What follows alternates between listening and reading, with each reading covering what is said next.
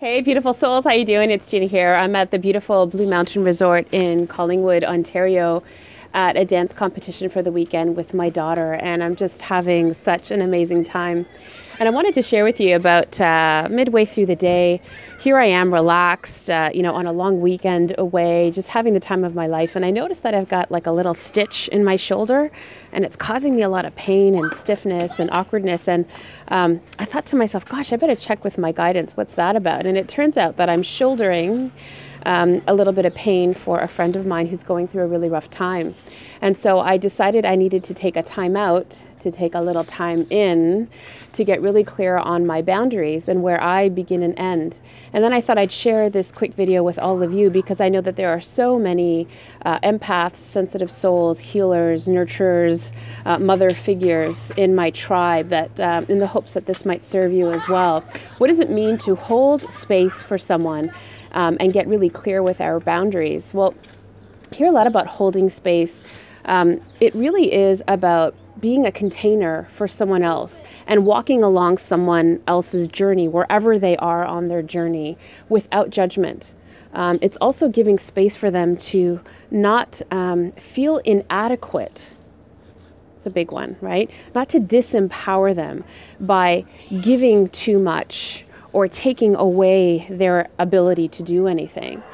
It's about not trying to fix them or their situation. I mean, ooh, that's a tough one. And it's also about allowing the other person to make decisions or not, and not being so invested in the outcome of their situation. And this is really tough when you care about another person, undoubtedly.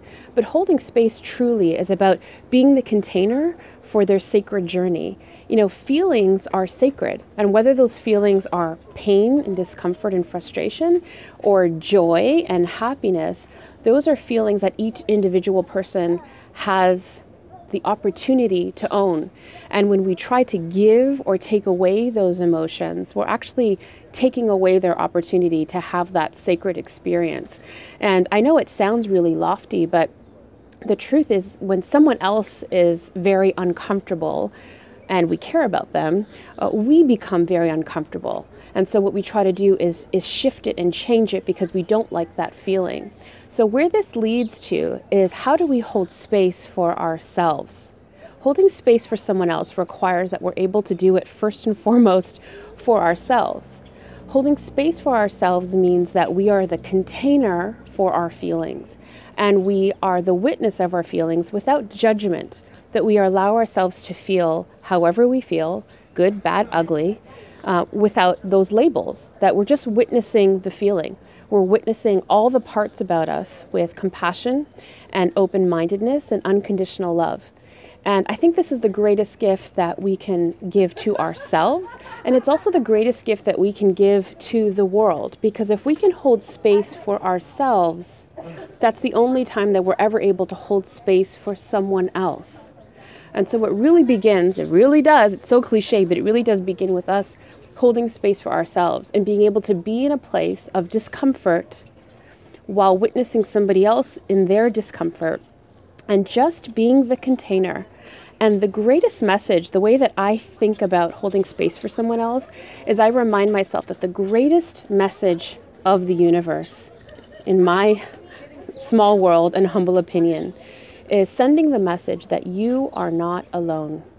Whatever you're going through, whatever discomfort, whatever pain, whatever journey, wherever you are on your path, guess what?